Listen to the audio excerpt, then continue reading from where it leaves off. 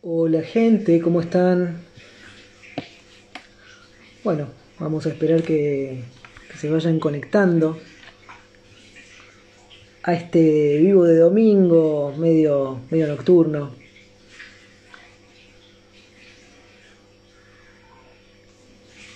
Bienvenidos, bienvenidas.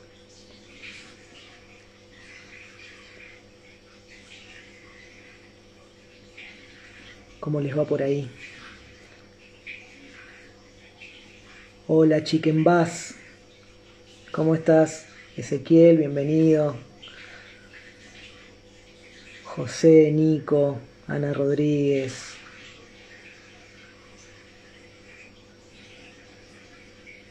Hola Ana, ¿cómo les va? Hola Vika. Bueno, qué lindo verlos. Aquellos que forman parte de los grupos de estudio, estaría bueno que vayan, si me ayudan a compartir. Hola Ezequiel, ¿cómo estás? Hace tiempo que no hago un vivo, ¿no? Muy bien por acá. Si quieren pueden ir avisando. Yo también voy a ir avisando a aquellos que se querían sumar de que ya estamos.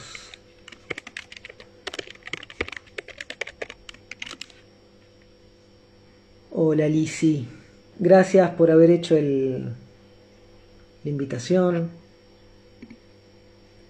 Yo la verdad que lo iba a hacer más improvisado. Estaba deliberando si lo hacía o no lo hacía. Mucho tiene que ver con el cansancio a veces, con el momento. Estuve en un fin de semana un poco movido, con algunas cuestiones familiares. ¿Ustedes me escuchan bien?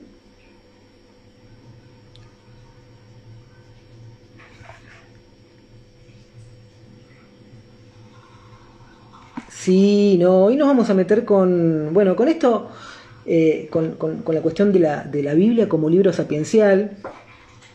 Igual voy a hacer una especie de introducción, porque algunos me pidieron una introducción al texto bíblico. A ver, quiero aclarar una cosa, yo no soy teólogo, soy filósofo, no soy teólogo, con lo cual lo que yo voy a traerles tiene que ver con plantearles una mirada desde el pensamiento filosófico. Obviamente que no voy a tomar la Biblia como una verdad revelada, ¿sí? Con lo cual, nada, eso vamos a estar hablando. Gracias, Ana. Sí, un fin de semana movido porque estuve funeral de un tío muy querido. Después, mañana posiblemente voy a subir una pequeña reflexión que tengo dando vueltas por ahí sobre la cuestión de la muerte y demás, que me parece interesante compartir a razón de esto, porque a mí me llevó un poco toda esta situación del fin de semana a pensar mucho en mis abuelos, particularmente en mi abuelo, porque gran parte de mi interés por la lectura, la filosofía, la teología también, vienen un poco del lado de él, ¿no? Así que, nada, me llevó a pensar bastante eso. De hecho, una de las cuestiones que siempre recuerdo de mi abuelo es que sus últimos años, a ver, él no era teólogo, no era un académico, no tenía estudios superiores, lo que sí tenía era una profunda fe, una persona de mucha fe, y, y sus últimos años se la pasó comparando textos bíblicos. Tenía 2 o 3 versiones de la Biblia dando vueltas y él iba leyendo la Biblia como en círculo, ¿no? Empezaba a la derecha, seguía por arriba a la izquierda, y tenía una en italiano también que le había regalado un teólogo amigo cuando fue a Italia. Entonces iba comparando los pasajes de la Biblia. Yo tengo ese recuerdo muy vivo. Cuando él falleció yo tendría unos 15 años, 16, en el 96, sí, 16 años. Así que digamos que de alguna forma tuvo un calado hondo en mí. Y bueno, el tío que falleció es el hermano, ¿sí? Mi tío Lilo es el hermano del nono salvador. Nada, es como mueven muchas cosas y aparecen muchas cuestiones ahí que me parece interesante como reflexionar. De hecho, hoy me puse a pensar bastante en eso. Y entonces eso me hizo estar indeciso. ¿Hago el vivo hoy? ¿No hago el vivo? ¿De qué hablo específicamente? ¿Cómo lo abordo? Así que nada, un poco eso. Gracias Lizzy, gracias a todos. Exactamente, el duelo es siempre un retorno y un futuro. Hay que ver el duelo también como algo del orden de lo mitológico, ¿no? Algo del orden de lo ritual, ¿sí? Porque básicamente el rito cuenta, el rito vive, el rito actúa lo que el mito narra, ¿sí? Entonces, de alguna manera, esta noción del polvo eres y al polvo volverás, que van a aparecer en el mito bíblico del capítulo 4 capítulo 3 del libro del Génesis, que va a ser la condena de Dios, ¿sí? Del polvo eres y al polvo volverás.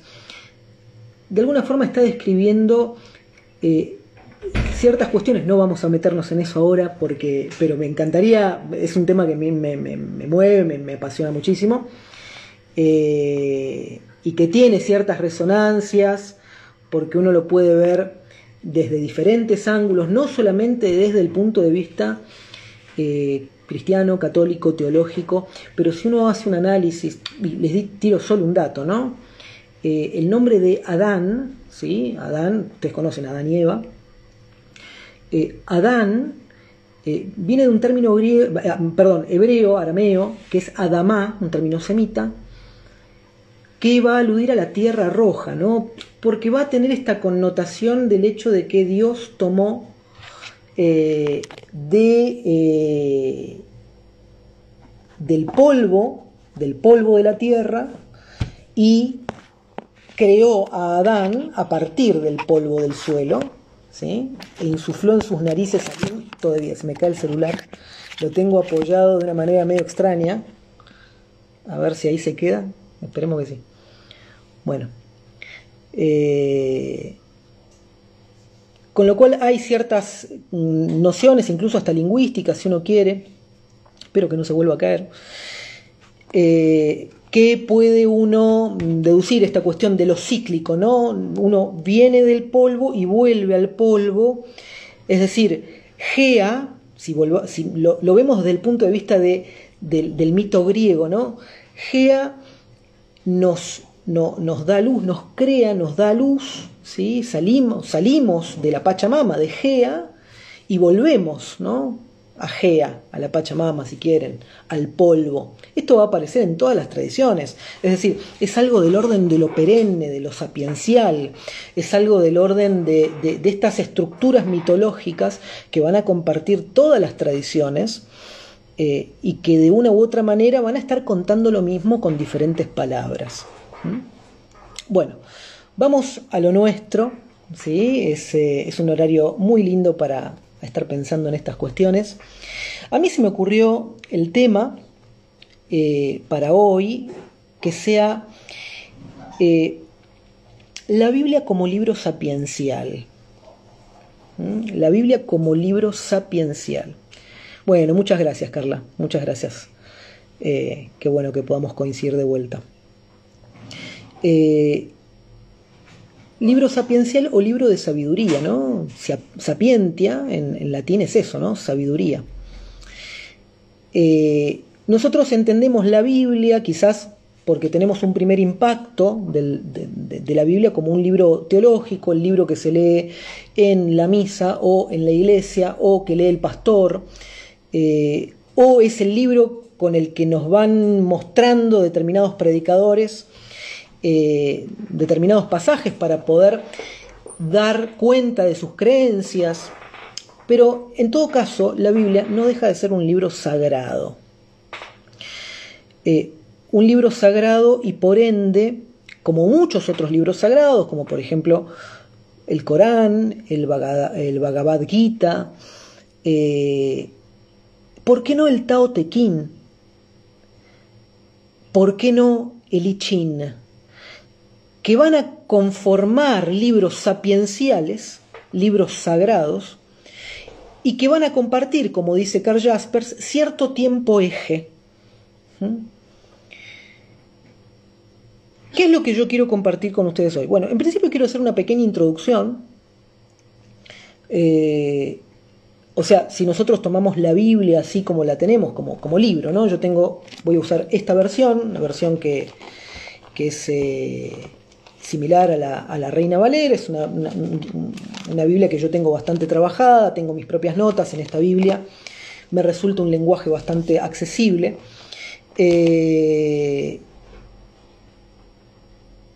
Con lo cual voy a utilizar esta versión. Si nosotros tomamos la Biblia así como así, nosotros lo que tenemos que saber es que la versión que nos llega a nosotros es una versión traducida, y toda traducción tiene ciertas cuestiones importantes que tenemos que tomar en cuenta. La primera es, como dice el dicho en italiano, traduttore traditore. Traduttore traditore. Es decir, el traductor es un traidor. ¿Por qué? Porque el traductor, cuando traduce, no deja de traslucir sus propios sesgos en la traducción, es decir, las propias creencias y sesgos teológicos, en el caso de la Biblia, o filosóficos, van a estar traslucidos en la traducción traducida. Con lo cual, el otro día, por ejemplo, alguien decía, ¿usás una traducción protestante o una traducción católica? A ver, vamos a aclarar esto. Una Biblia católica, una Biblia protestante es exactamente lo mismo, y ahora voy a hacer las aclaraciones pertinentes, en términos de que es una Biblia. Es decir, ustedes pueden tener, por ejemplo, una edición de Platón, de la República de Platón, editada por Eudeva o editada por Gredos, ¿sí? O editada por, no sé, Atalanta. Van a ser diferentes traductores que van a verter sus sesgos, que van a hacer mejores o peores traducciones en determinados momentos, pero van a seguir siendo traducciones, no son el original. Los originales, o sea, la riqueza que tiene el original no la vamos a encontrar nosotros en una traducción, con lo cual lo que han hecho los traductores en línea general, y tratándose de un texto tan complejo como la Biblia,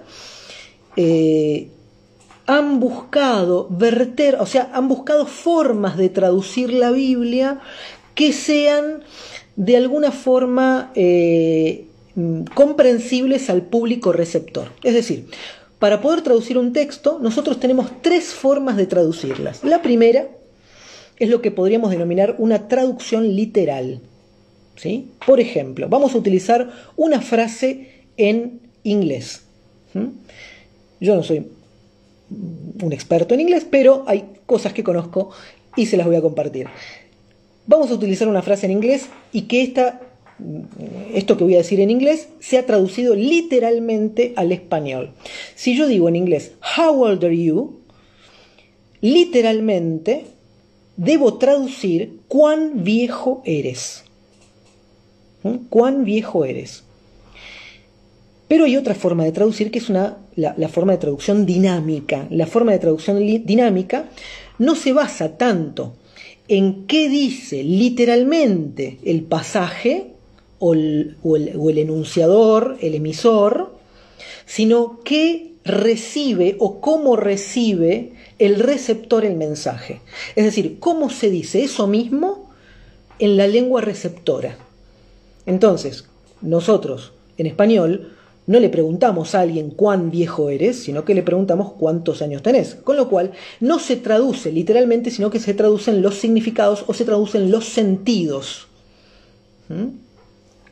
Después hay una tercera forma, que ya no sería una traducción, sino que sería otra cosa, que sería básicamente lo que es una paráfrasis. Hay muy buenas paráfrasis de la Biblia, o que combinan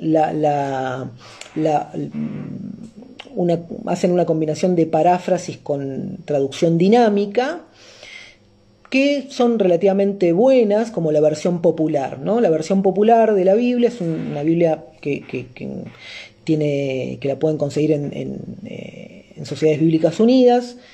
Es simpática, una traducción simpática. Simpática quiero decir que cuando hay textos que revisten en las traducciones literales o dinámicas cierta complejidad de comprensión, uno la compara con una traducción como la versión popular y uno se encuentra, ¿no?, con algo un poco más afín, o una comprensión. ¿Qué va a tener la traducción o una versión parafraseada? Que va a haber palabras que no están en el texto, van a ser introducidas en el texto bíblico, y quien no sabe sobre las lenguas originales no sabe que esas palabras no están en el texto. Entonces tenemos diferentes tipos de traducciones. Eso por un lado, es decir, cuando hablamos de la Biblia de Jerusalén, cuando hablamos de la Biblia la Reina Valera, cuando hablamos de la Biblia de Leborati Truso, cuando hablamos de la Biblia de los Testigos de Jehová, estamos hablando de traducciones, pero estamos hablando de la misma Biblia, traducida de diferentes formas, que va a conllevar diferentes sesgos, obviamente, y que uno tiene que comprender esos diferentes sesgos. Ahora, hay pasajes que son más fieles en una versión que en otra. Hay pasajes que son más comprensibles en una versión que en otra. Hay pasajes que son más exactos desde el punto de vista del sentido y lo cultural en un lugar que en otro. Con lo cual es importante tener dos o tres, cuando se trata de Biblia, dos o tres traducciones, como para poder ir viendo, comparando, si uno le interesa, ¿no? O sea, yo tengo muchas traducciones, muchas las he heredado, otras las he conseguido yo porque me ha interesado, con lo cual esa es un poco la cuestión. Eso por un lado. Entonces, ahí respondo uno de los temas que habíamos trabajado la otra vez. Otra cuestión que me parece importante, yo les mostré en uno de los videos que hice la versión de la Septuaginta. La Septuaginta griega es la versión básicamente que utilizaban los apóstoles de la diáspora o los discípulos de la diáspora. La diáspora, ¿qué era? Era las sinagogas judías, ¿sí? Lo de las sinagogas judías, por ejemplo, que estaban en Grecia, en Acacia, en Éfeso, en Roma, en Egipto, en Alejandría, pero que estaba conformado por descendientes de judíos, pero que estaban helenizados, o bien que habían sido criados por uno de sus padres griegos o romanos. En esos casos, la lengua materna no va a ser el arameo, va a ser el griego, con lo cual iban a utilizar una versión de la Biblia que esté traducida al griego. En este caso van a utilizar lo que nosotros conocemos como la Septuaginta, que es la Biblia traducida por estos 72 rabinos que fueron encerrados por Ptolomeo II de Alejandría, 2 siglos antes de nuestra era. Esa versión de la Biblia va a tener 46 libros, mientras que las Biblias protestantes, con respecto al Antiguo Testamento, van a tener 39, ¿sí? Es decir, la Reina Valera tiene 39 libros en el Antiguo Testamento. Las Biblias católicas tienen 46 libros en el Antiguo Testamento. ¿Por qué esto? Porque las Biblias católicas van a tomar el canon de la Septuaginta, mientras que los protestantes, a partir de Lutero, no van a reconocer el canon de la Septuaginta, sino que van a entender el canon como el canon hebreo, que va a ser el canon que utilizaban en Jerusalén. Es decir, el canon en Jerusalén no incluía, aparentemente, los llamados deuterocanónicos o los libros apócrifos, mal llamados apócrifos. Apócrifos no significa falso, significa ocultos. Esto es importante tomarlo en cuenta porque nosotros tenemos una idea de la palabra apócrifo que es bastante como ayornada, digamos, pero lo cierto es que el término apócrifo significa que está oculto de las reuniones sagradas, ¿no? O sea, eran libros que no se leían, que no eran leídos por los rabinos o no eran leídos por los escribas, los levitas, en los oficios religiosos, en la sinagoga, en Jerusalén.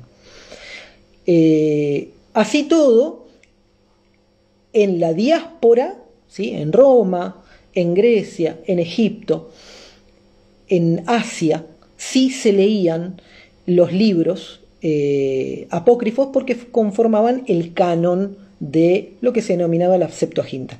Casi todas las citas del apóstol Pablo que hace del Antiguo Testamento son tomadas de la Septuaginta.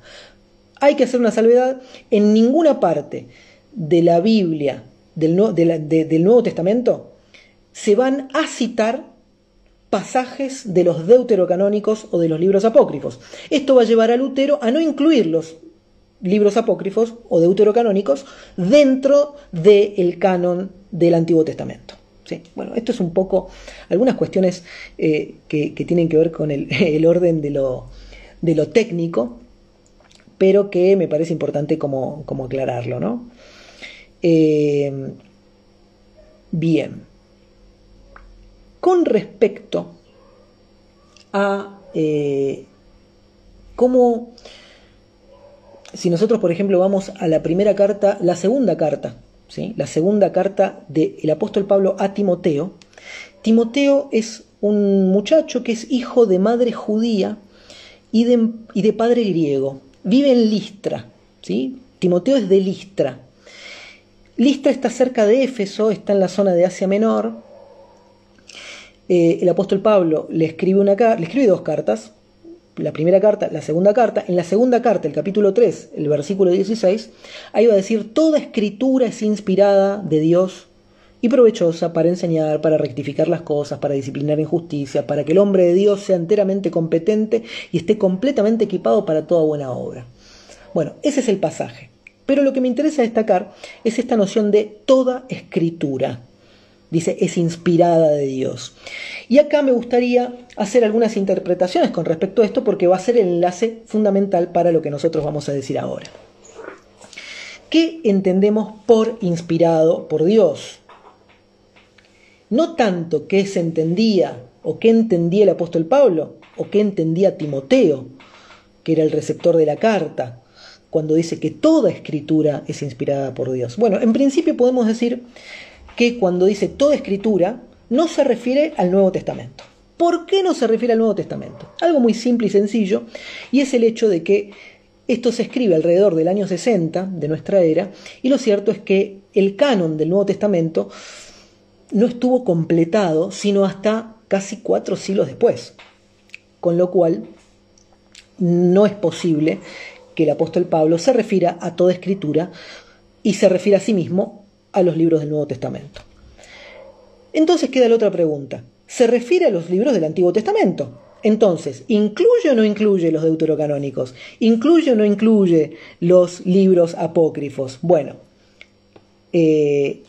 como Timoteo pertenece a Listra, es un cristiano de la diáspora y la única Biblia que tiene disponible es la Septuaginta, el apóstol Pablo, que es un apóstol a los gentiles y cita de la Septuaginta, cuando dice toda escritura, se refiere a la Biblia Septuaginta, que comprendía los 46 libros. Con lo cual, debemos admitir que por lo menos cuando el apóstol Pablo dice toda escritura es inspirada de Dios, y se lo dice a Timoteo, habitante de la diáspora, con la única Biblia que tiene, que es la Septuaginta, lo más probable es que se esté refiriendo a todo lo que se entendía como libro sagrado en esa época, o sea, los 46 libros. Eso por un lado. Ahora nos vamos a meter con la cuestión de inspiración y yo voy a dar dos versiones, o mejor dicho, dos interpretaciones de esto, A ver qué dice acá Cristian. Es una buena pregunta. Si hay una original, tal vez sí. No lo sabemos. La infinita verdad de interpretaciones actúa en la contra. No, a ver, no tenemos una Biblia original. Lo que sí tenemos es la Septuaginta griega, que digamos que es una versión muy antigua de las Escrituras. ¿Sí? Muy antigua, no está traducida al español, no que yo recuerde, puede ser que sí. Yo la tengo en griego, pero no recuerdo que esté traducida al español. Sí se utiliza mucho la Septuaginta como referencia para la traducción del hebreo. ¿Por qué? Porque como eran traductores del hebreo y arameo al griego, y nosotros tenemos una comprensión mucho más acabada del griego, entonces, comparando lo que dice en hebreo con lo que dice el griego, entonces podemos tener una interpretación de cómo se entendía ese pasaje, ¿sí?, en la época en que se tradujo allá 2 siglos antes de Cristo, que era una interpretación seguramente muy similar a la que hubiera tenido los apóstoles en el primer siglo. Todo esto es aproximativo. Vamos a la cuestión de la interpretación. La cuestión de la interpretación, hay 2 formas de entender la interpretación. La primera es la interpretación que se denomina literalista, que básicamente lo que dice es que Dios dicta la Biblia como si fuera una carta. ¿Sí? Yo tengo un secretario, y le digo, querido fulanito de tal, 2 puntos. Bueno, eso es dictarlo. Eso es la tradición literalista. Los literalistas creen que Dios dictó palabra por palabra, de la misma forma como Dios escribió, ¿sí?, escribió con su propio dedo, ¿sí?, las tablas de Moisés, ¿no? La Biblia dice, escritas por el dedo de Dios. Entonces, bueno, esta es la versión literalista. Después hay una interpretación más cooperativista, si se quiere, por decirlo de alguna forma, donde dice que Dios da la idea pero no el contenido. Esto es básicamente como si yo le dijese a ese secretario o secretaria, contales a los empleados o a los amigos o a lo que sea, a los colaboradores, que estoy muy contento con el trabajo. Ahora, ella no va a decir, dijo que está muy contento con el trabajo, no. Va a desarrollar quizás un discurso de 15 minutos para decir cuán contento uno está con el trabajo. Entonces, la versión o la traducción o la inspiración que podríamos denominar cooperativista implica una cooperación entre Dios, por decirlo de alguna forma, y el ser humano, donde convergen Dios por el lado de la intencionalidad y el ser humano por el lado de la palabra, los recursos literarios que va a utilizar, la forma de transmitir y demás. Yo tengo una tercera, ¿sí?, una tercera forma de verlo que a mí me resulta mucho más cómoda, si queremos, y que va a enlazar perfectamente con lo que vamos a abordar ahora, que tiene que ver con esto de pensar la Biblia como libro sapiencial. Y es la siguiente. Supongamos que yo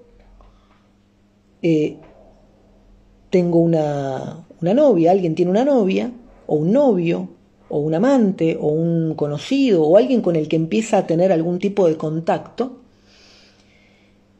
y escribe un hermoso poema, ¿no? Uno de esos poemas románticos, o escribe una canción, o escribe unos versos, y lo que dice es, fuiste mi musa inspiradora, o fuiste mi inspiración. Entonces, básicamente, ese poema está inspirado en esa persona. ¿Significa que esa persona le dictó? ¿Significa que se pusieron de acuerdo en qué van a decir, pero yo elijo las palabras en que lo voy a decir? No, significa que en vez de venir desde afuera, ¿sí?, la inspiración brota desde adentro. Y al brotar desde adentro, entonces tiene más que ver con el orden de lo interior, tiene mucho más que ver con el orden del sentir, con el orden de lo sagrado, con el orden de la conexión con eso que nos trasciende. En este caso, por ejemplo, el amor, pero también podemos estar hablando de Dios. Obviamente no estoy pensando acá, cuando hablo de Dios, estoy hablando del Dios cristiano. No significa que necesariamente yo sea creyente en el sentido que se entiende cristianamente el ser creyente, con lo cual eso será para otra charla, otro vivo, no es el punto central ahora. Tampoco creo importante contar qué creo yo, porque básicamente lo que yo crea puede ser indistinto. Quizás tendríamos que hacer la diferencia entre creer y saber, pero bueno, lo dejaremos para otro vivo. Sí me parece que esta noción de inspiración, una inspiración que brota desde adentro, brota desde el sentir, brota desde la conexión con eso que nos trasciende, no solamente que es mucho más humano, sino que es mucho más del orden de la sabiduría, de lo sapiencial, y que tiene que ver mucho más con lo laico y no necesariamente con lo religioso. Y para esto, ¿sí? Ahora vamos a definir un poco esto de qué es esto de lo sapiencial, pero vamos a empezar citando de la Biblia, vamos a ir al libro de Eclesiastés, porque si vamos a hablar de sapiencial, tenemos que pensar en los libros sapienciales, que ahora se los voy a contar cuáles son. Pero Eclesiastés va a ser uno de los libros sapienciales. En hebreo se le llama Coelet. Coelet significa el congregador, de ahí Eclesiastés, de ahí eclesía, de ahí iglesia, de ahí congregación. ¿Por qué? Porque Eclesiastés es el término griego para aquel que llama a reunirse.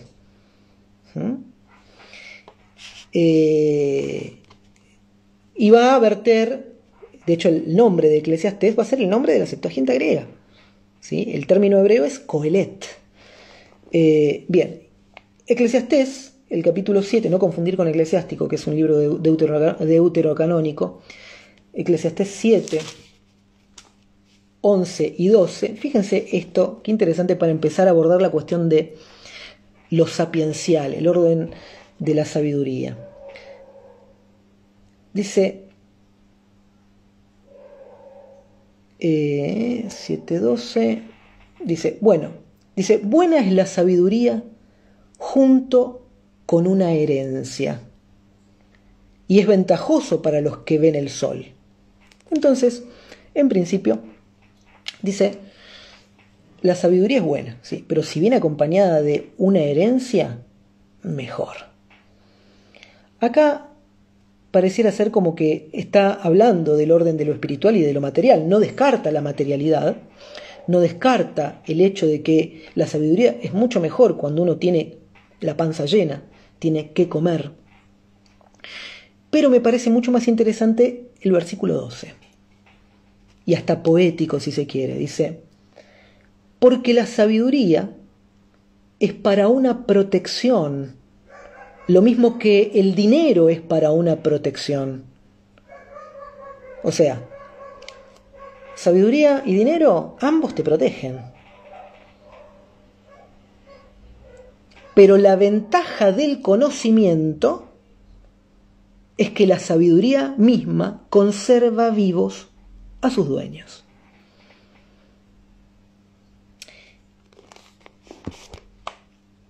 Hay dos cosas que son importantes, tener dinero y tener sabiduría. Si uno es sabio y no tiene dinero, bueno, quizás la vaya a pasar mal. Si uno tiene dinero y no tiene sabiduría, lo más probable es que lo malgaste. Pero dice, acá hay una ventaja. La sabiduría tiene una ventaja por sobre el dinero. Porque aunque el dinero es para una protección, igual que la sabiduría es para una protección, la ventaja del conocimiento es que la sabiduría misma conserva vivos a sus dueños.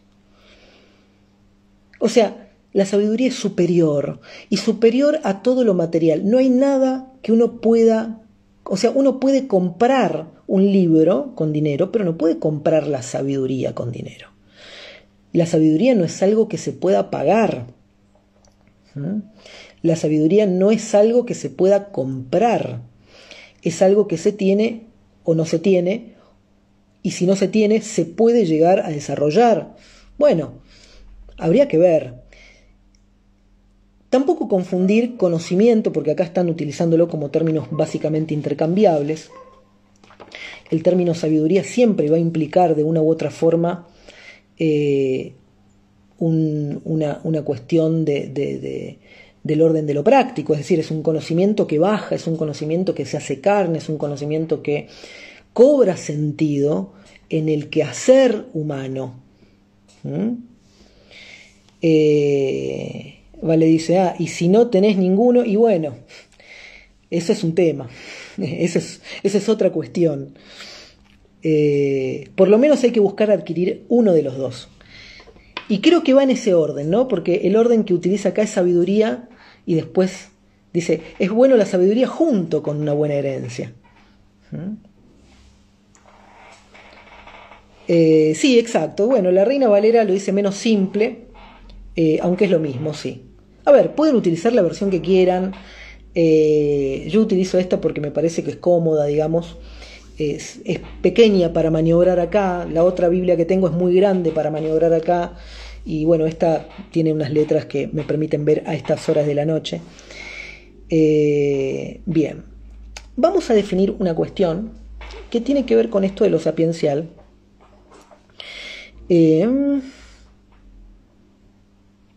¿Se puede decir que la sabiduría tiene una base sutil e inconsciente de un colchón de dinero?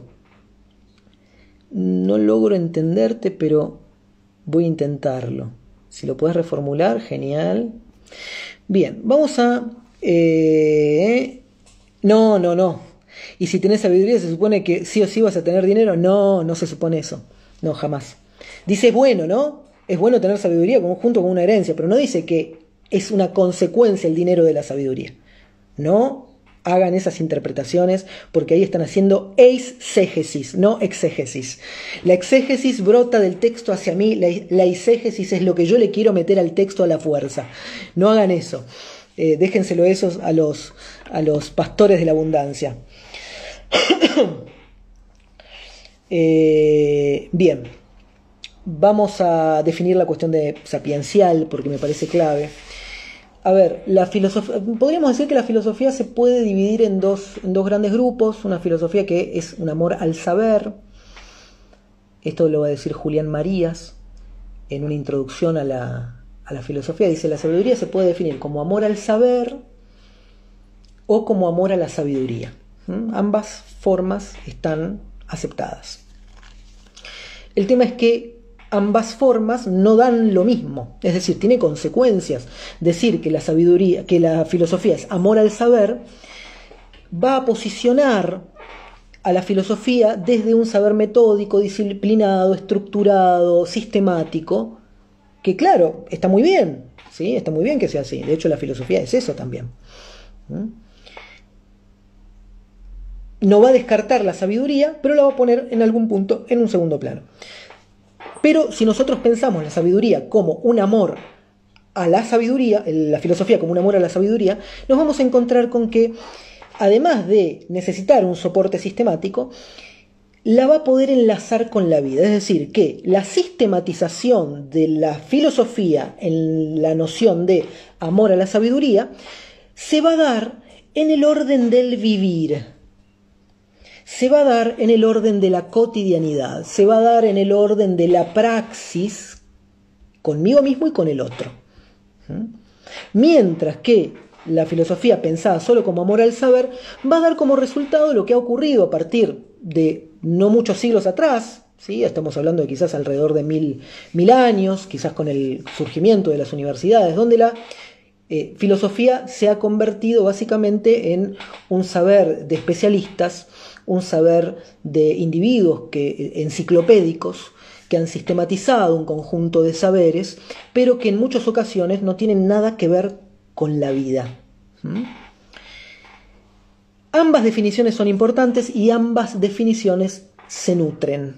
¿Sí? Ambas definiciones se nutren. Es decir, y acá podemos utilizar una idea muy kantiana, ¿no? Podríamos decir que el amor al saber o la filosofía pensada como amor al saber, si no tiene la parte práctica es inútil, pero por otro lado, si yo pienso la filosofía como amor a la sabiduría insertada con la vida, pero no tiene el soporte del saber sistematizado, del conocimiento acumulado, entonces está vacía. Con lo cual, como nosotros vamos a estar hablando de filosofía sapiencial,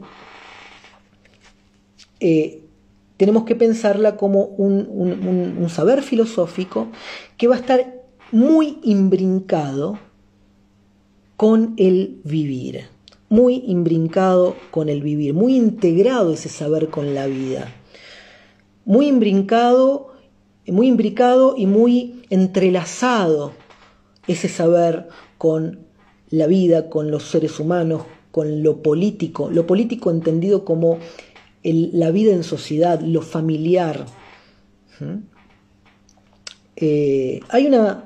Hay algo que dice Michel Foucault que me parece interesante, no está hablando de la Biblia necesariamente, pero sí está hablando de los escritos antiguos, de la filosofía antigua, en una serie de conferencias que él va a dar en Dartmouth en 1980. Él va a decir lo siguiente,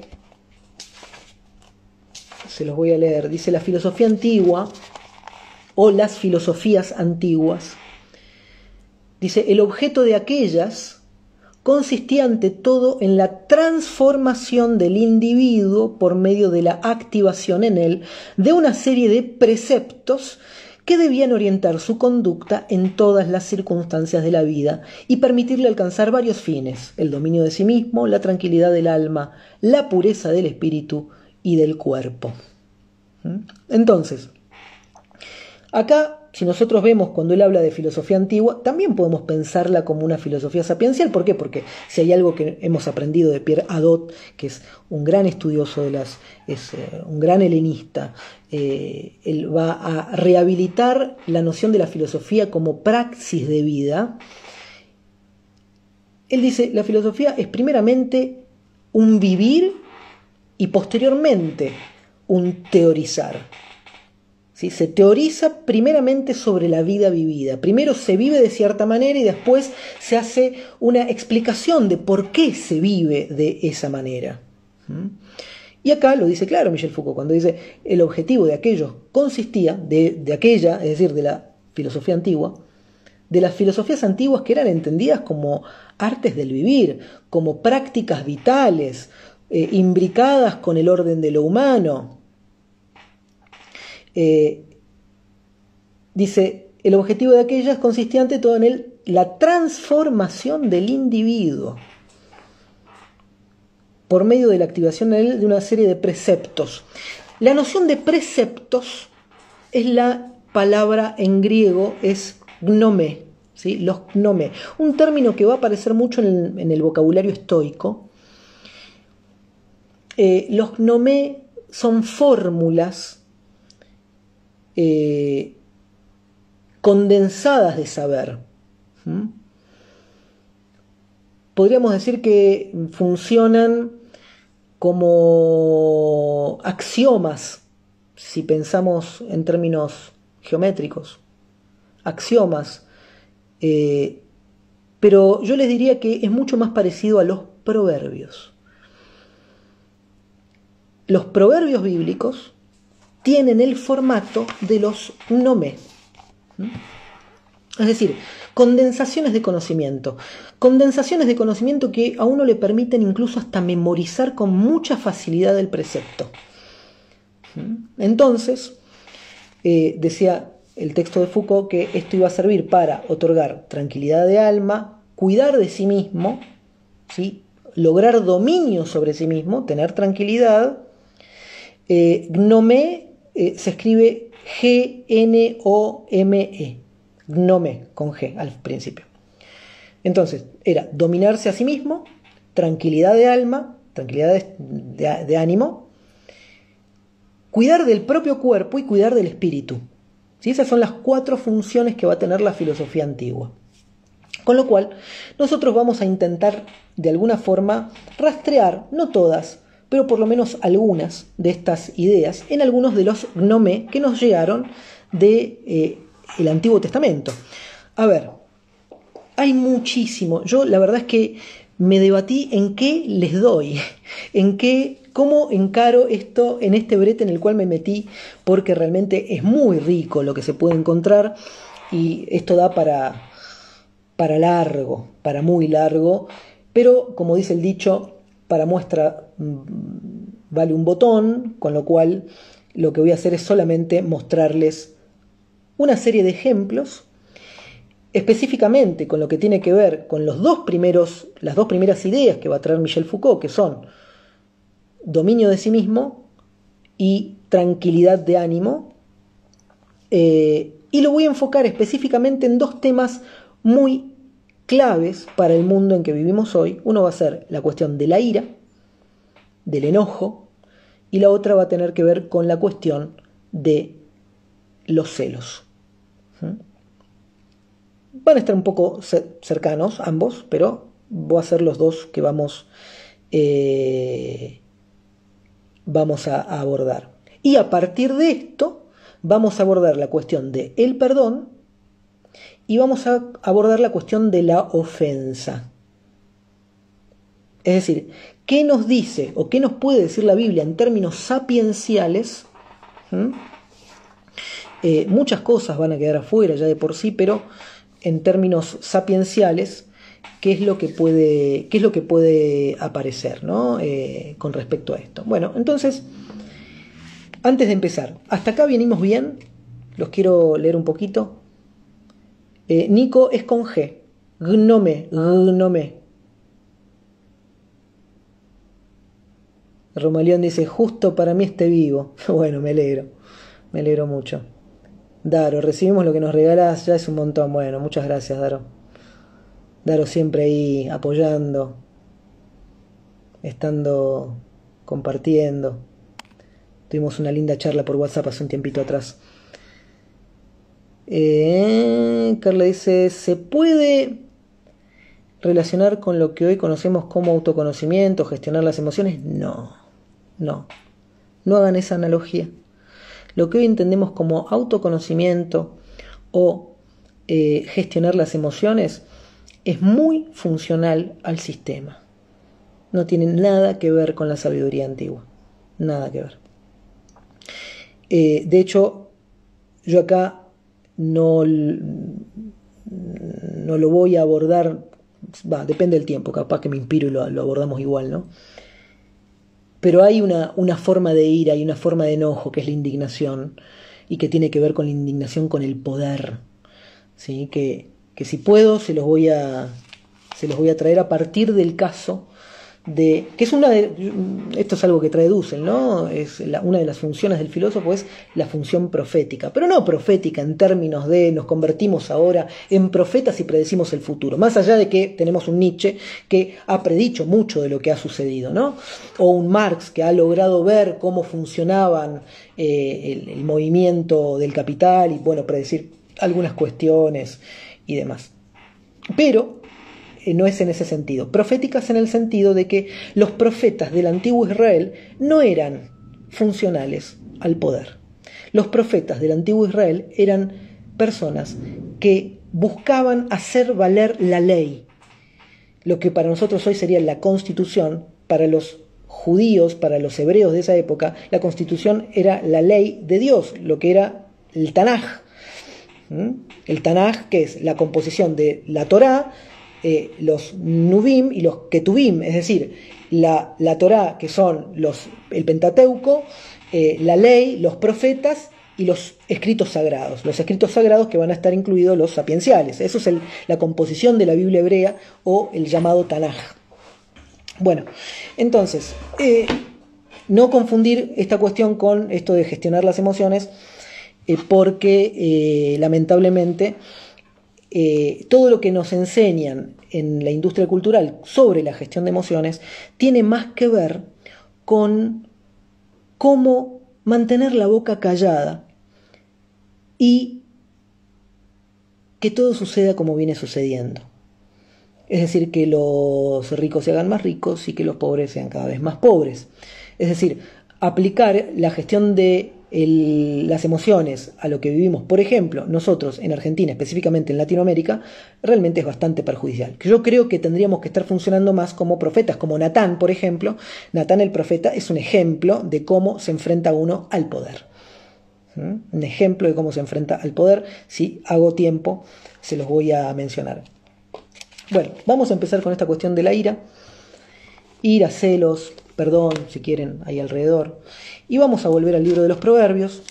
Recuerden que el libro de los Proverbios es un libro que va a estar dentro de lo que se denominan los santos escritos o los escritos sagrados del Tanaj.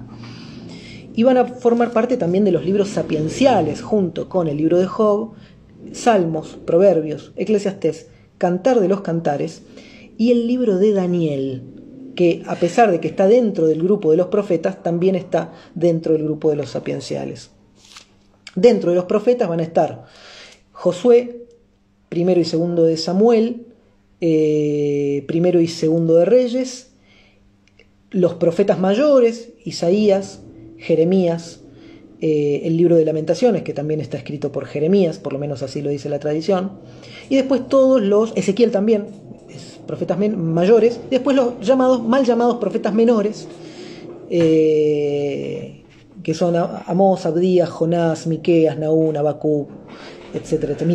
Malaquías, son los profetas menores, en gran medida porque son escritos muy cortitos. Algunos solamente tienen, como en el caso de Habacuc, un solo capítulo. Entonces, por eso se le llaman profetas menores. Bueno, vamos al libro de los Proverbios, capítulo 16, el versículo 32. Vamos a hacer una comparación. Vamos primero al 25-28. Me gusta más así. El orden de los factores con estas cosas altera el producto. Vamos a este pasaje primero, 25-28. Dice esto. Dice: como una ciudad en que se ha hecho irrupción, que no tiene muros, es el hombre que no tiene freno para su espíritu. Como una ciudad en la que se ha hecho irrupción, ¿sí?, que se la ha conquistado, que no tiene muros, que se le han caído los muros, que se han caído sus defensas, es el hombre que no tiene freno para su espíritu. Ya de por sí el texto nos está ubicando en el contexto, un contexto quizás bélico, en un contexto antiguo donde las murallas protegían, ¿sí?, protegían la ciudad, el interno de la ciudad, lo que implicaban los templos, que implicaba el castillo del rey.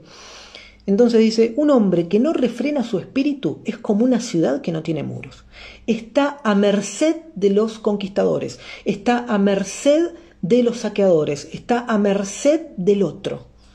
Es decir, un ser humano, una persona que no refrena su espíritu, es muy fácil de dominar, es muy fácil de controlar, es muy fácil de conquistar, es muy fácil de manipular. Fíjense la comparación con la ciudad. Vamos al otro pasaje que les quiero mencionar. Libro de los Proverbios también, 16:32. Sigue la misma comparación.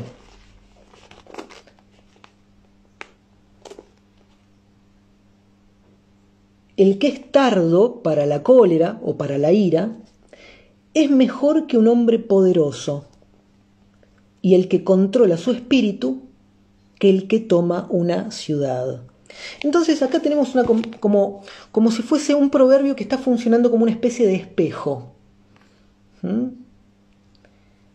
Por un lado dice que si no controlas tu espíritu es como si tus muros, tus protecciones, la protección de tu ciudadela interior, como dirían los estoicos, se cae.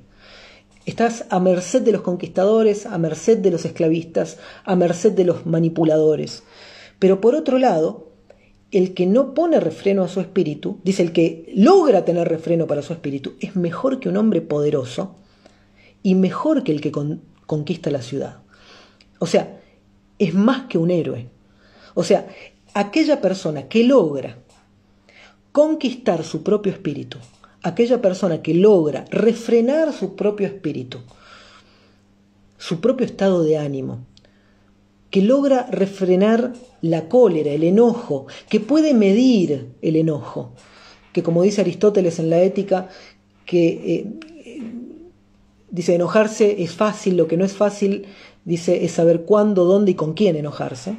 Entonces, acá dice, aquel que logra saber dónde, cómo, cuándo y con quién enojarse en el momento justo, en el lugar indicado, en la proporción adecuada y de la manera apropiada, eso, que no es fácil, que dice Aristóteles, el proverbio dice, es más que un hombre poderoso. Y es como un héroe que conquista la ciudad. Porque logró conquistar la propia ciudad, la ciudad interior. Tema clave en el estoicismo, en el estoicismo de Marco Aurelio. Marco Aurelio va a hablar de la ciudadela, dice, él me refugio en mi ciudad interior, en mi ciudadela interior que es inexpugnable. Entonces acá, básicamente lo que dice, aquel que logra conquistar su propio espíritu, lo primero que está conquistando es las murallas de su propia ciudad. Está dominando primeramente su propia ciudad. Pero bueno, vamos a seguir avanzando un poco más. Vamos a ir a Eclesiastés, otro libro sapiencial, a ver qué nos amplía, ¿no? En esta comparación de la cuestión de la ira. Eclesiastés viene después del libro de Proverbios. El orden es Job, Salmos, Proverbios, Eclesiastés, Cantar de los Cantares. Después vienen los profetas, Isaías, Jeremías, Ageo, Zacarías, etcétera, etcétera. Lamentaciones, no se olviden de Lamentaciones que está ahí antes de Jeremías. Eclesiastés, capítulo 7, versículo 9. Dice, porque acá estamos abordando la cuestión de, ojo, no te enojes tan fácilmente, porque si te enojas fácilmente, de alguna forma, ojo, estás dejando conquistar tu ciudad. Pero si refrenás tu espíritu, entonces la ciudad la estás conquistando vos.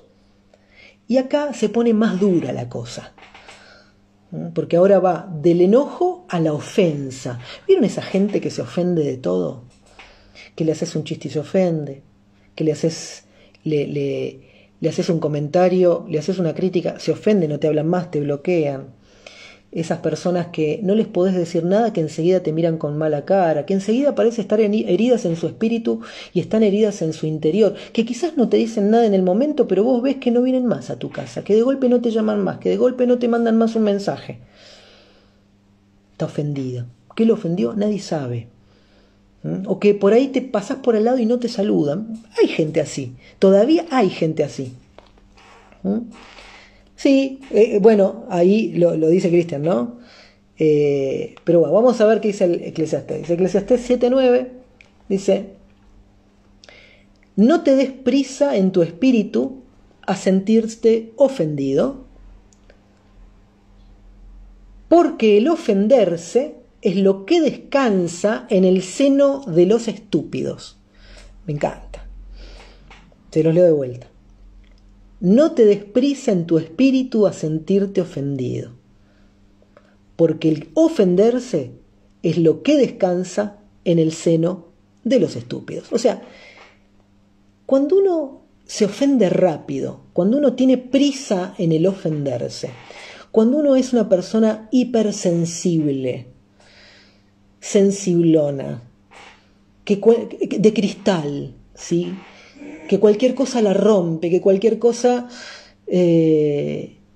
la toca, la ofende, la hiere, la lastima. No porque vos decís tal y tal cosa.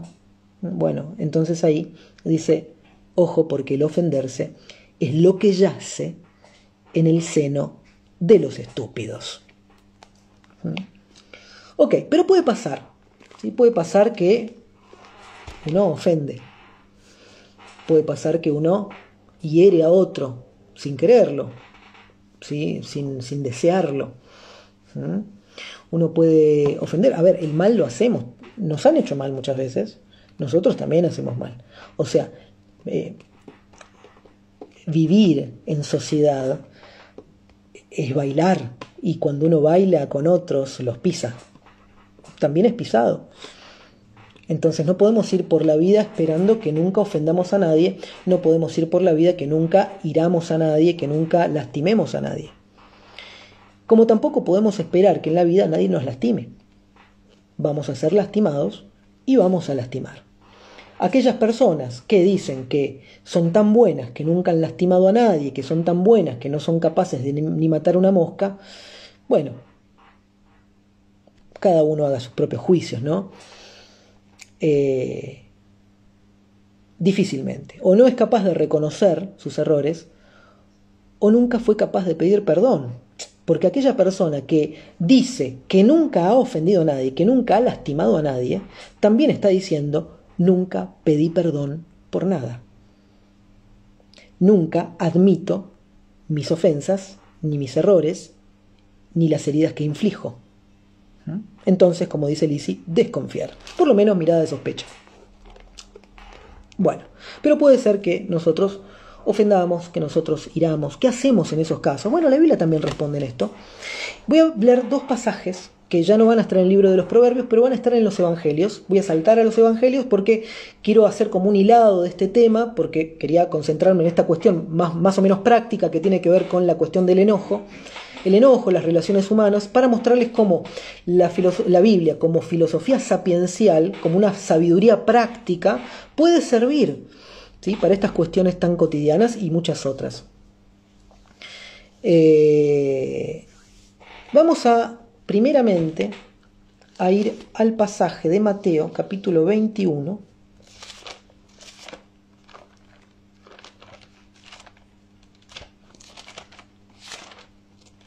Mateo capítulo 5.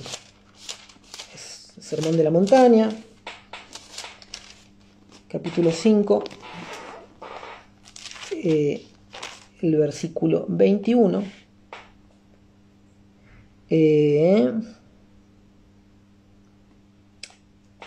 Dice lo siguiente.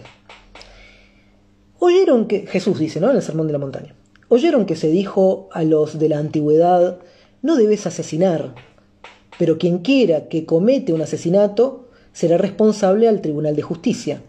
Sin embargo, yo les digo que todo el que continúe airado, continúe airado, no es me enojé con mi hermano y bueno, me enojé con fulanito y bueno, se me pasó, no.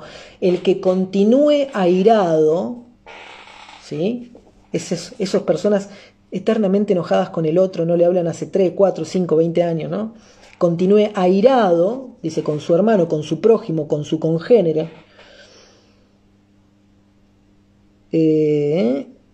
con su hermano, será responsable al tribunal de justicia. Básicamente dice, el Tanaj, ¿qué decía? Si vos asesinás, sos responsable al tribunal de justicia. Y Jesús dice, si vos continuás airado con tu hermano, sos tan responsable como un asesino. Pero quien quiera que se dirija a su hermano con una palabra execrable de desdén, será responsable al Tribunal Supremo. Mientras que quien quiera que diga despreciable necio, será expuesto al Gehenna de fuego. Bueno, entonces tenemos tres situaciones. Dice, el que continúa airado, el que trata con cierto grado de desprecio, quizás le da vuelta la cara, y la tercera opción es aquel que se dirige a su hermano con una palabra directa de desprecio, despreciándolo, como por ejemplo insultándolo. El término en hebreo es raká. Raká es una palabra que sería muy similar a un insulto, como puede ser idiota, pero el idiota puede ser peyorativo para nosotros, pero no implica desprecio. Piensen en una palabra que implique desprecio, ¿no? Desprecio por el otro. Bueno, raká implica esto, el desprecio por el otro, un desprecio desdeñoso, una mirada desdeñosa, un desprecio desdeñoso, ¿sí? Entonces, ya Jesús dice, podés enojarte una vez, y está perfecto, te puedes enojar.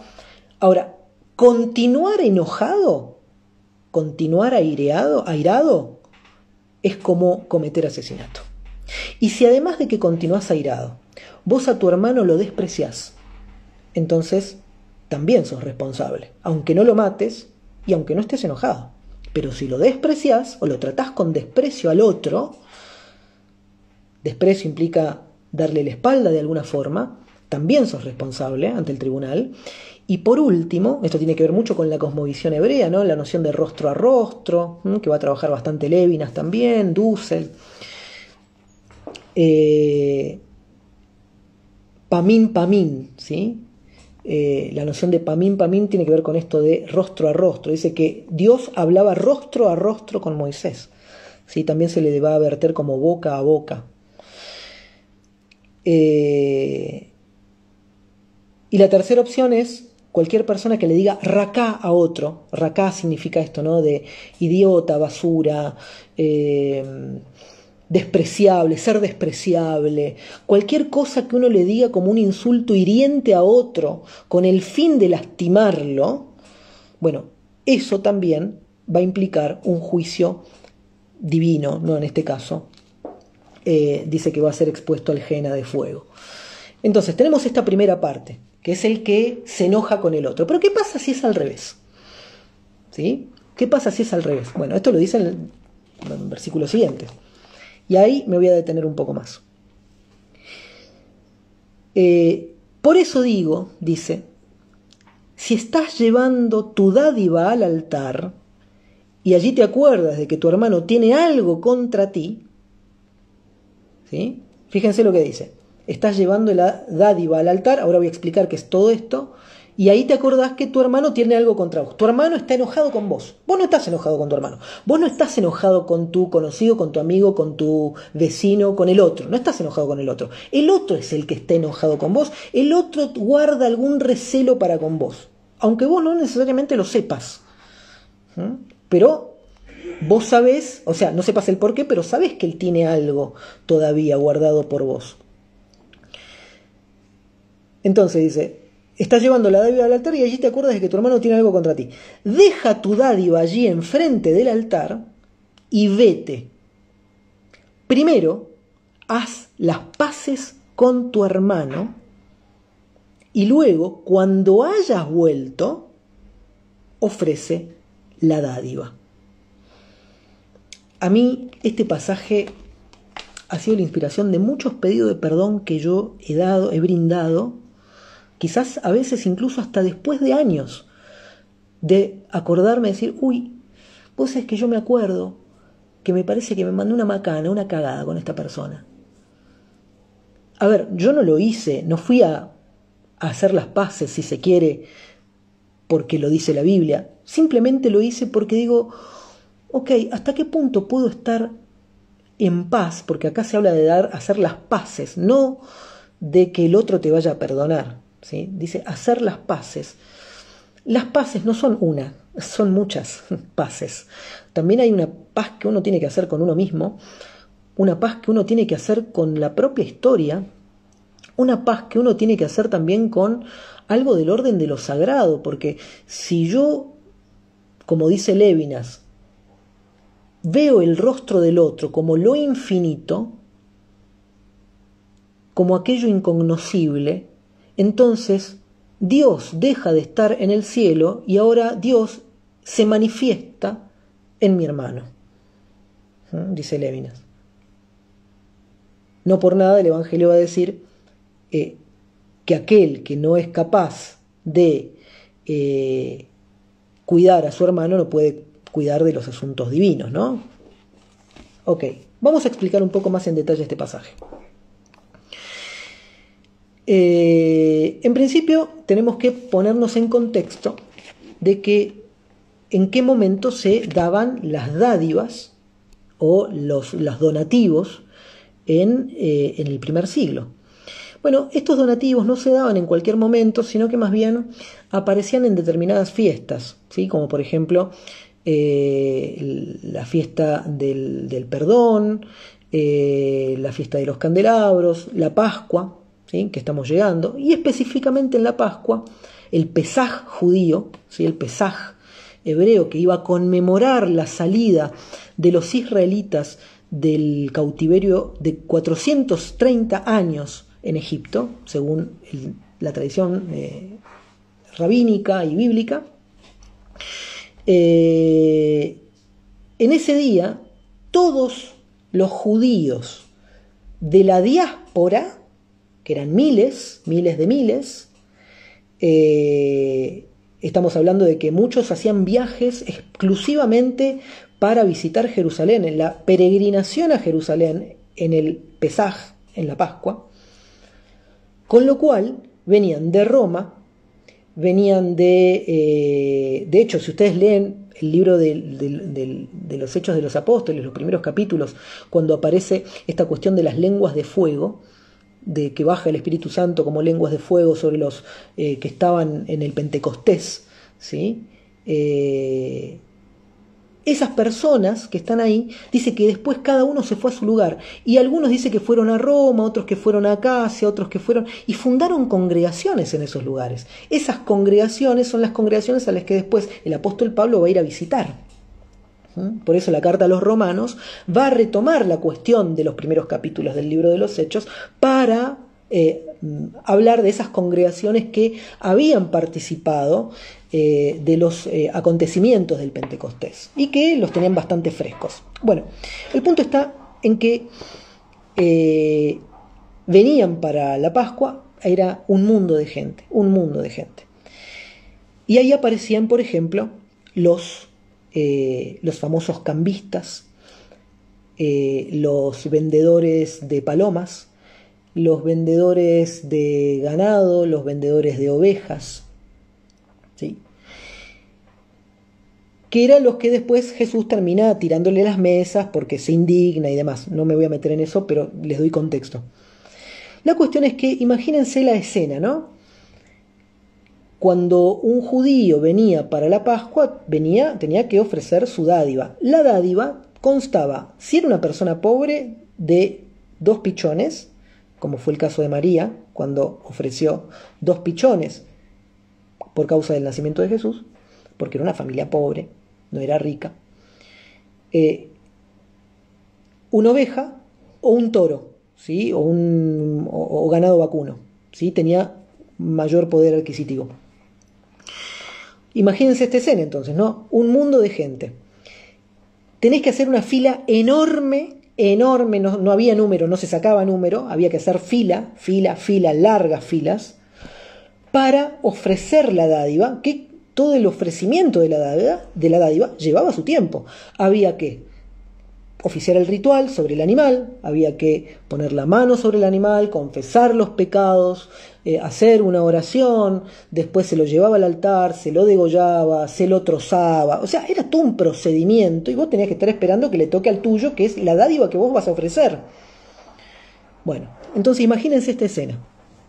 Llegaste a las 8 de la mañana, te levantaste temprano, agarraste tu vaca y la fuiste arreando como podés, ¿sí? Hasta que llegás más o menos a la zona del patio del templo, que es donde uno empieza a hacer esta gran fila para ofrecer la dádiva en el templo. Te pones a hacer la fila, te haces la fila, esperás, hace el mediodía, la cola es larguísima, tenés un montón de gente, pero va avanzando, poco a poco avanza. Ya te comiste gran parte del día, se hicieron las 4, las 5 de la tarde, ya en cualquier momentito te toca a vos. Así todo, vos sabés que el día para los judíos, ¿sí? Termina a las más o menos 6 de la tarde, que es cuando se pone sale la primera estrella, ¿sí? En la puesta del sol ya cambia el día, con lo cual el Pesaj se terminó. Entonces vos tenés que ofrecer tu dádiva antes de ese momento. Pero bueno, ya estás llegando. En el momento en que estás por llegar ya faltan 2 y vos te acordás, dice Jesús, que tu hermano tiene algo contra vos. En ese momento te acordás de que vos no sabés qué hiciste, pero hace algunos años atrás le hiciste algo a tu hermano, le hiciste algo a tu conocido, le hiciste algo a tu hermano. No se refiere a un hermano carnal, se refiere a un hermano como miembro de la misma comunidad, ¿no? A un vecino, ¿sí? A otra persona, a un prójimo. Le hiciste algo al prójimo, a ese prójimo, a un semejante. ¿Te acordás? ¿Qué dice Jesús? Dice: deja tu dádiva enfrente del altar, es decir, se la dejas al sacerdote y decís: cuídamela acá. Frenás todo, toda la cola de atrás la frenás, porque vos seguís después, dejás la dádiva ahí, te vas corriendo a buscar entre los millones y millones de personas que han venido en el Pesaj, que era un mundo de gente, podía haber 200.000 personas en ese momento en un lugar tan pequeño como la zona de Jerusalén, 200.000 personas, entre las 200.000 personas o más, vos tenías que buscar a esa persona a la cual te acordaste que ofendiste. Haces las paces y después te haces todo el camino inverso. No dice que te perdonó, dice que hiciste las paces. Hiciste todo el camino inverso, llegaste otra vez, agarraste tu toro, tu vaca o tu pichón, y recién ahí podés ofrecer tu dádiva. O sea, esto es la profundidad que tiene estos dos versículos. Esto es lo que significa: deja tu dádiva en el altar y después, primero hacer las paces con tu hermano y después ofrecer. Básicamente lo que está diciendo: si vos no te llevas bien con tu hermano, si vos no lográs hacer las paces con tus hermanos, no hay forma que haya religión acá. ¿Por qué? Porque si el término religión significa religere, significa reconectar, religar, unir, volver a conectar con lo uno, ¿sí? Esta noción de que Dios es una gran unidad, y de que de él se desprende todo, como van a aparecer en todas las tradiciones, no solamente en la judía, sino también va a aparecer, por ejemplo, en el sacrificio de Tiamat, en la muerte de Tiamat, en el despedazamiento de Tiamat, en la tradición babilónica, en la tradición egipcia va a aparecer, por ejemplo, en el caso de Atum, que desde él va a brotar todo lo creado, ¿sí? A partir de un acto solitario. Es decir, de ese uno, ¿sí? De ese uno se va a aparecer todo lo múltiple. Entonces nos encontramos con que el semejante con el cual yo tengo algo o él tiene algo contra mí, también es parte de Dios, porque si Dios es uno, entonces él también es una emanación divina. Si yo no me puedo llevar bien con esa pequeña emanación divina que es semejante a mí, ¿cómo pretendo tratar de regalarle a Dios mi toro, que no tiene falla ni mancha, como decía la ley mosaica, pero cuando yo me acuerdo que mi hermano tiene algo contra mí, el que está manchado soy yo? Entonces mi dádiva no tiene mancha, pero si el manchado soy yo tengo que ir a solucionar las cosas con mi hermano primero y después volver y resolver las cosas. Entonces, acá aparece la cuestión de hacer las paces, de la importancia de, no importa el tiempo que haya pasado, poder vivir en paz, poder dormir en paz, también implica hacer las paces con aquellas personas a las cuales nosotros hemos ofendido.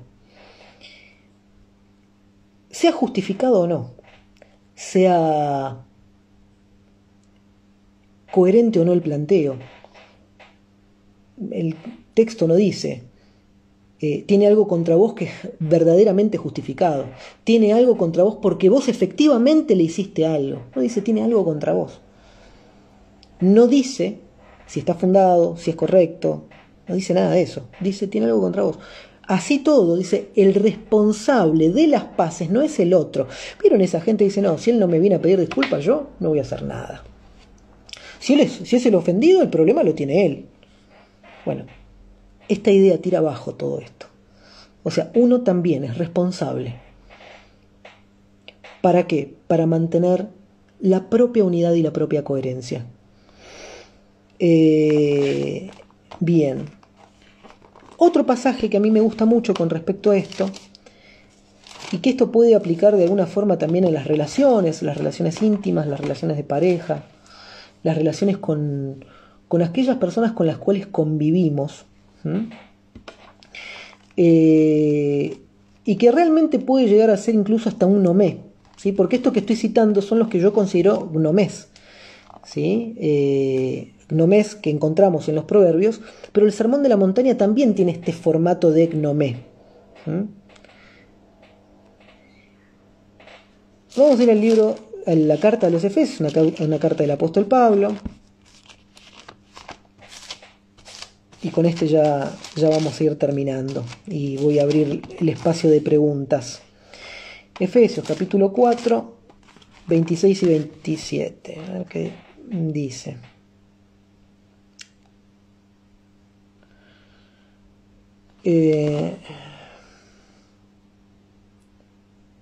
Dice, estén airados. O sea, enójense. Estén airados. Y no obstante, no pequen. Que no se ponga el sol estando ustedes en estado provocado. Hacemos una traducción un poco más libre. Enojate. Está bien, enojate, pero no cometas el error de seguir enojado también al otro día. O como dice acá en términos un poco más poéticos, que no se ponga el sol y vos sigas enojado. Es decir, no importa si la pelea fue hace un rato, busquemos hacer las paces con el otro, inclusive antes de que se ponga el sol, antes de que termine el día, antes de irnos a dormir. Esto tiene que ver mucho, el apóstol Pablo tenía una influencia importantísima del estoicismo, si bien mucho más del platonismo, pero el apóstol Pablo fue un gran estudioso de la ley, conoció a Filón de Alejandría, tiene mucha influencia de los sabios estoicos. De hecho, hay toda una corriente que toma al apóstol Pablo como un cristiano, básicamente estoico. Yo no tengo la misma opinión, pero hay algunos que lo aceptan. Así todo, este precepto de no se ponga el sol estando ustedes en estado provocado, me suena mucho a un precepto que podría tranquilamente haber dicho un estoico, ¿no? Básicamente lo que dice es, anda a dormir tranquilo. Pero no solamente vos, porque acá no se trata de dormir tranquilo vos, habla en plural. Y acá está la dimensión de lo político. No dice, anda a hacer las paces para vos estar tranquilo. Dice, no se ponga el sol estando ustedes enojados. Ustedes en estado de provocación, de estado provocado, en estado de alteración. No, es hacer las paces, tranquilizar las aguas, irse a dormir. Y al otro día, lo que haya todavía que resolver, bueno, al otro día lo conversaremos. Pero no se ponga el sol estando ustedes en estado provocado. Bueno, nada, fui compartiendo algunas ideas con respecto a esta cuestión específica de la ira, del enojo, del perdón, de la ofensa, porque me parecía que son cuestiones que son relativamente bastante prácticas y que se puede destilar bastante sabiduría de estas nociones. Nada, los voy escuchando, me gustaría ver qué han ido comentando. Lizzie dice, lograr el equilibrio de las energías. No sé en qué momento habrás dicho eso, pero sí puede tener que ver un poco eso. Sí, con esto de hacer las paces, ¿no? Si no puedo tener una relación con el otro, con el rostro del otro, que es un infinito y que por ende, como dice Lévinas, es una expresión del orden de lo divino, de lo sagrado. Dios está encarnado, es una manifestación de Él.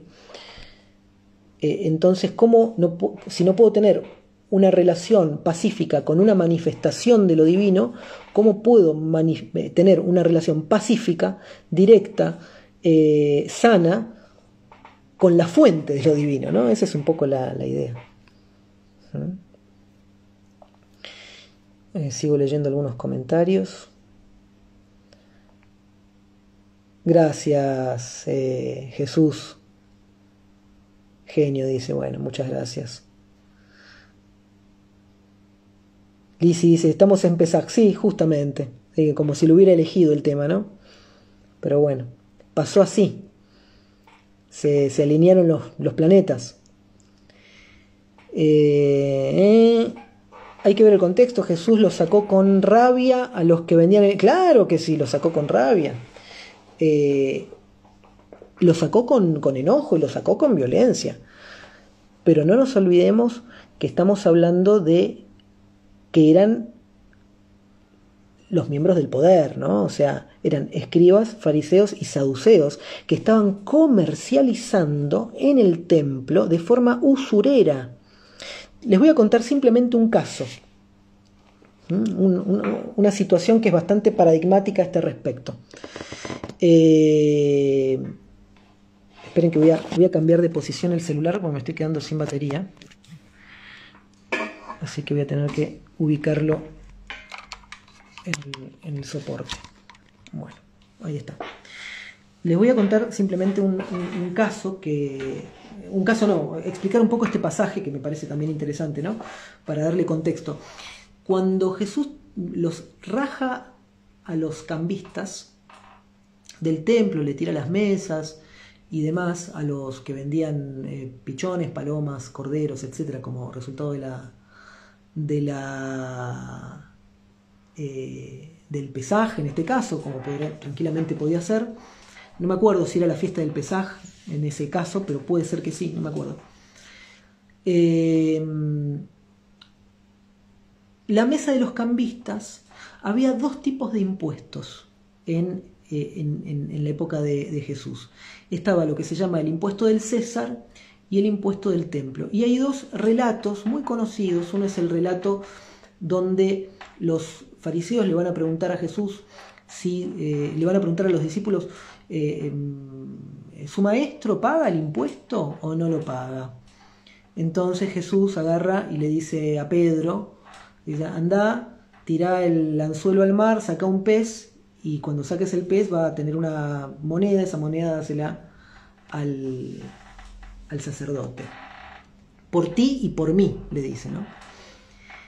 Y después el otro relato es, a Dios las cosas de Dios y a César lo que es del César. Bueno, esos son los dos relatos de los dos impuestos. Uno es el impuesto del templo, el otro es el impuesto del César, que tenía la imagen de Tiberio. ¿Qué pasaba en el templo? En el templo no se aceptaba la moneda común romana. Entonces había un dracma, que era el dracma del templo, o talento del templo también se le llamaba, bueno, unidades de medida, que era una moneda particular que servía solamente para el templo. Es como un cospel, ¿sí? Un cospel, una especie de moneda interna que servía solamente para el templo. Entonces, ¿qué es lo que hacían los cambistas? Tenían las moneditas del templo y ellos aceptaban, ¿sí?, que vos compres la moneda del templo. Entonces vos venías con tu moneda, ¿sí?, con tu dracma tiberiano, con tu dracma romano, y ellos te daban, por así decirlo, un dracma del templo.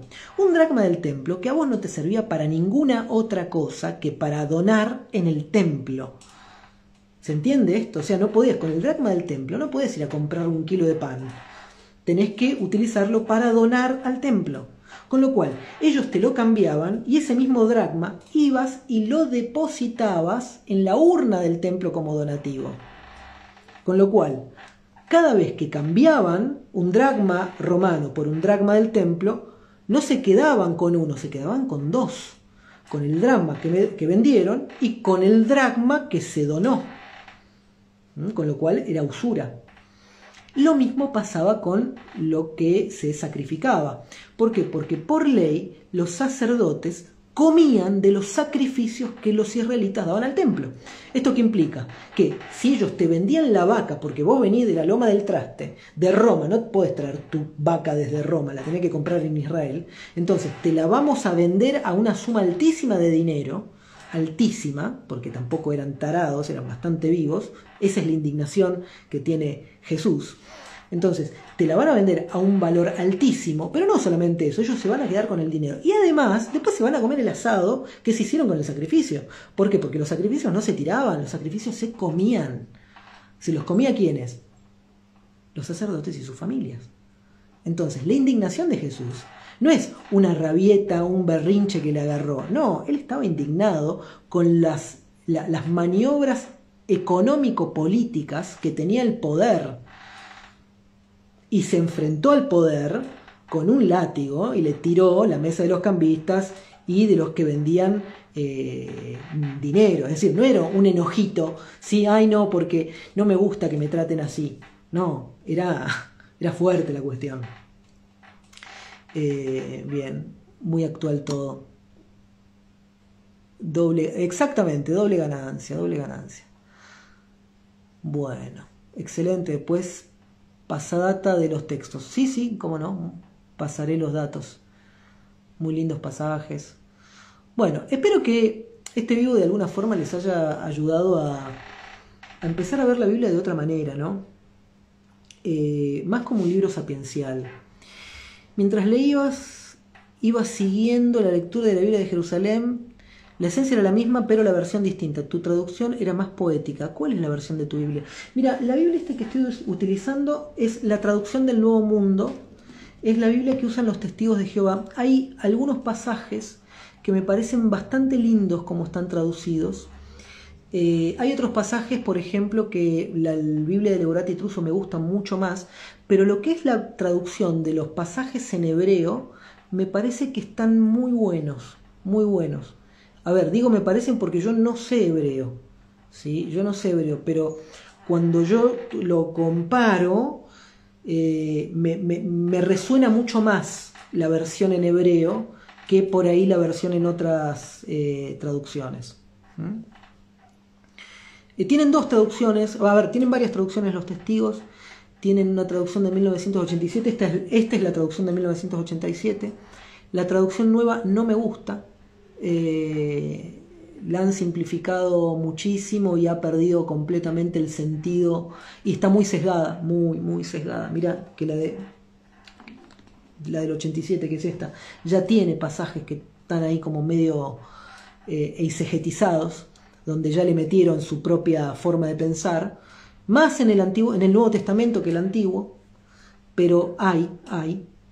Sin embargo, hay otros pasajes que me parecen que están muy buenos. La indignación de Jesús es fantástica, ¿sí? ¿Qué te parece? Los sacó cagando. Pregunto, ¿cuántas versiones de la Biblia circulan? Bueno, es una muy buena pregunta. La verdad, no lo sé. El dato lo tiene Sociedades Bíblicas Unidas. Ellos tienen el dato. En la calle Tucumán al 800 creo que está Sociedades Bíblicas Unidas. Después tienen Biblias, se consiguen en ediciones paulinas, casi todas son Biblias con los deuterocanónicos. Muy buenas noches, Ana. Nosotros también nos vamos a ir en unos momentos. Y después tienen librería, no le estoy haciendo propaganda a nadie, por favor, pero le estoy dando data de lugares donde yo he comprado muchas cosas. Librería Certezas en la calle Rodríguez Peña, allá en el Bajo, sí, no sería el Bajo, sería para el lado de Constitución, sería esto Avenida de Mayo, pasando Avenida de Mayo, Librería Certeza, Librería Milenaria. Hace muchísimos años yo compraba algunos textos ahí. Bueno, hemos culminado. Bueno, llevamos casi una horita y media. Espero que les haya gustado, que les hayan pasado lindo.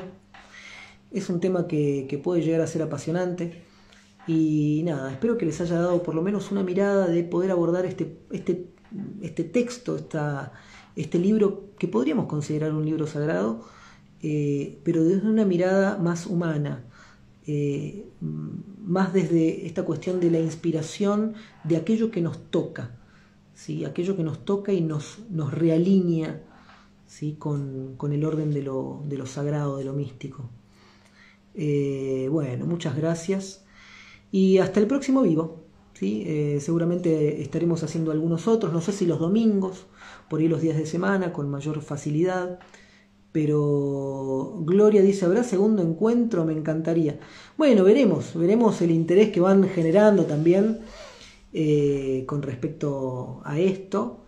Y nada, me pueden escribir, pueden comentar, pueden compartir, compartan, no saben lo que ayudan. Esto es una tarea que hacemos gratuitamente, o sea, yo la hago gratuitamente, yo no cobro nada de nadie por hacer esta actividad, con lo cual compartan, den likes, o sea, nada.